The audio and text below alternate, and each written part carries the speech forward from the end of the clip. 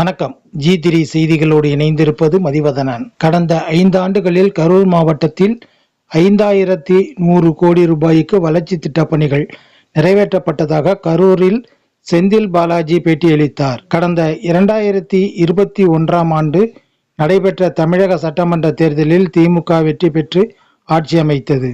தற்போது அடுத்த கட்ட சட்டமன்ற தேர்தலுக்கு தேர்தல் ஆணையம் அறிவிப்பு வெளியிடுவதற்கு முன்பாக கரூர் திமுக கட்சி அலுவலகமான அறிவாலயத்தில் முன்னாள் அமைச்சர் செந்தில் பாலாஜி செய்தியாளர்களை சந்தித்தார். 5000 கோடிக்கான வளர்ச்சி திட்டங்களை தந்திருக்கிறார்கள். இது முழுக்க வளர்ச்சி திட்டம். இது நாங்கள் நலத்திட்டங்களை இதில் சேர்க்கல. கலைஞர் மகளிர் குடும்ப தொகை இதில் சேர்க்கல, புதுமை பெண் சேர்க்கல, தமிழ் புதல்வன் இதில் சேர்க்கல, காலை உணவு திட்டம் சேர்க்கல, இப்படிப்பட்ட வழங்கக்கூடிய முதியோர் உதவித்தொகை இதில் சேர்க்கல. இப்படி இந்த திட்டங்கள் எல்லாம் சேர்க்காமல், உதவி திட்டங்களை சேர்க்காமல் நலத்திட்டங்களை மட்டும் எடுத்துக்கொண்டால், வளர்ச்சி திட்டங்களை மட்டும் நாம் எடுத்துக்கொண்டால் 5000 கோடி அளவிற்கு 5 ஆண்டுகளில் மாண்பு முதலமைச்சர்கள் சாதனை திட்டங்களை தந்து பெருமை சேர்த்திருக்கின்றார்கள்.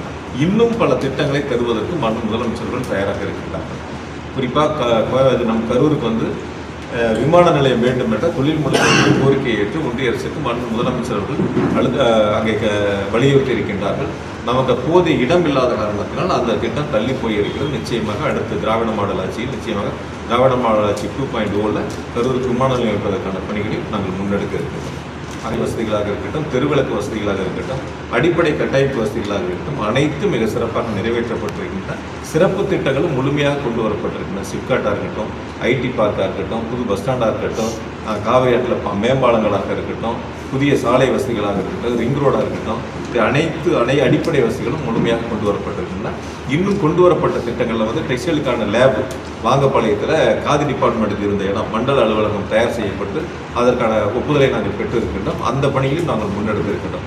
அறிவிக்கப்பட்ட திட்டங்களில் ஒன்று நிலுவையில் இருக்குது. கன்வென்ஷன் சென்டர் கோவையில் இருக்கக்கூடிய கொடிசியாப்பில் ஒரு கன்வென்ஷன் சென்டர், அதற்கு போதிய இடம் இல்லாத காரணத்தால் அந்த திட்டம் அடுத்து வரக்கூடிய நாட்களில் அதற்கான இடத்தை நாங்கள் தேர்வு செய்து கொண்டிருக்கின்றோம். தேர்வு முடிந்த பிறகு அந்த கன்வென்ஷன் சென்டரும் நிறைவேற்றப்பட்டது. முழுமையாக கொடுக்கப்பட்ட அறிவிக்கப்பட்ட அனைத்து திட்டங்களும் பயன்பாட்டிற்கு வருகிறது.